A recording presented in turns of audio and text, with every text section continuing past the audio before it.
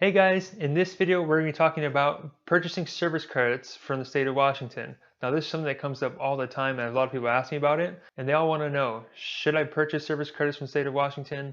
Is it a good idea? What's the rate of return on it? How does it all work? So we're going to cover all of that, and towards the end of this video I'm actually going to flip over to my Excel sheet and I'll show you how to calculate the benefit yourself and how much that's going to cost you. Now you guys actually have a calculator through your DRS website. I have no idea how it works or how that looks because I don't have access to that. So I have to figure this all out on my own.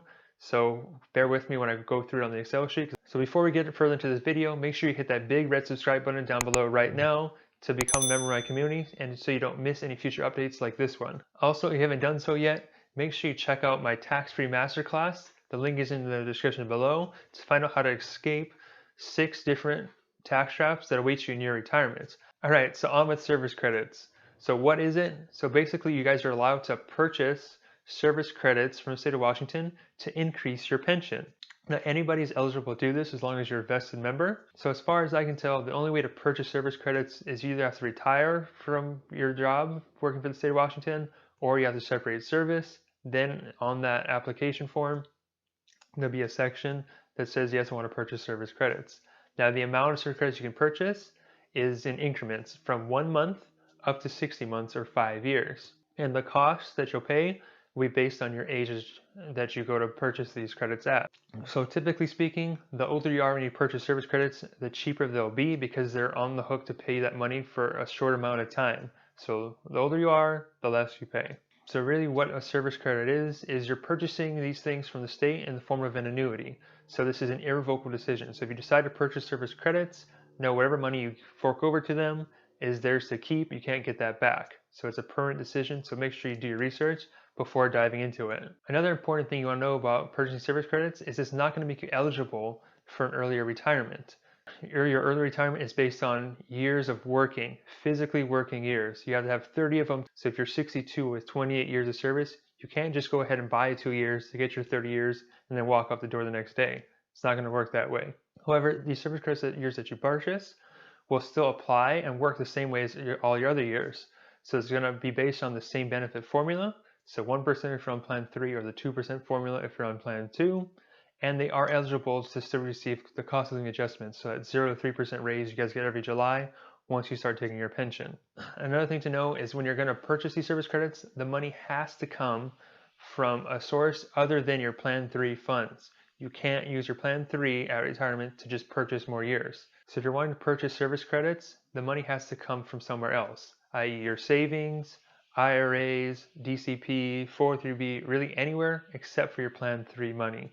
But before you tap into any kind of pre-tax retirement, remember that if you're going to tap into the pre-tax retirement to pay for the service credits, there may be some tax implications. So something you want to be aware of before just diving into it, because you may be left with a tax bill at the end of the year. All right, so with all that basic information out of the way, let's flip over my screen. I can walk you through exactly how to calculate the benefit and how much it's going to cost you guys. All right, now I'm going to show you guys how to calculate how much the service credits is going to cost you and what the break even is, as well as the rate of return on it, so you can decide if it's a good investment for you or not. So in order to calculate the benefit, the first thing you have to know is which plan you're on. So for this one, we're going to use plan 3 for the TERS system, or the teacher retirement. All right, so now I'm going to show you how to actually calculate how to. All right, so now I'm going to show you how much purchasing service credits is actually going to cost you, as well as how long it's going to take to break even, and then what the rate of return is on that. That way you can decide if it's the right investment or move for you or not. So for this one, we're going to use TERS Plan 3. So the first thing you have to do is you're going to want to use the same benefit formula for your pension. So we all know for TERS 3, it's a 1% benefit per year. And then in this case, let's say we're going to buy 5 service credit years or 60 months, which is the max that we can do. So we're just going to put in the number of years in here, which is 5. And then you're going to want to also multiply that by your average final salary. So for this formula, you want to use it on a monthly basis. So let's just say someone made $60,000 per year. That's $5,000 per month. Now let's actually calculate here. So we know we get 1% per year. So if we have 5 years that we're purchasing, we're going to get 5%. And we're going to multiply that by our monthly salary. So in this case, it's 5,000. So hit that there. We know this is $250 that we'd be increasing our benefit by. So in other words, by purchasing 5 service credit years, in this case, our monthly benefit's going to increase by $250 per month. Now, how much is that actually going to cost me? So now, as far as how much that's going to cost me, what you want to do is take the monthly benefit amount that you're getting, and you're going to want to divide it by the administrative factor that lines up to the age that you are when making this purchase. So to find that number, you have to go to the DRS website. You want to pull up this table here. It's under the administrative factors area.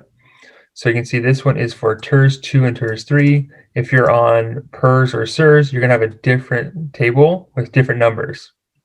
And this is as up to date as of 2020. So now let's scroll down.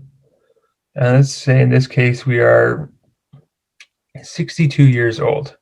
So for 62 and 0 months, we're going to use this one here. If you are 66 and say 4 months, you'd use this number here. So for this example, we'll just use this one here. And this is, you can see 0054416. So let's flip back over and put that in.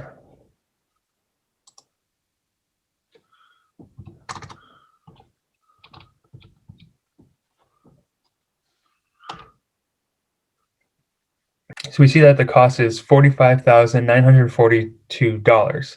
So if we wanted to purchase just 5 service credit years at the age of 60 and our average salary was $5,000 a month, that's what it would cost us just to increase our benefit by $250 per month. Now let's see what the break even is on that. Now in order to determine break even, we're going to take the amount we initially put in and see how long it's going to take us to get it back. We'll divide it by our monthly increase. So you can see it's going to take 183 months, which works out to be about 15.3 years. So about 15 years from now is how long it's going to take to get all your money back. Now, as far as what's the rate of return on this investment, so let's take a look at it. So we're going to want to annualize it out. So we'll take 250 over 12 months because we're getting $3,000 per year.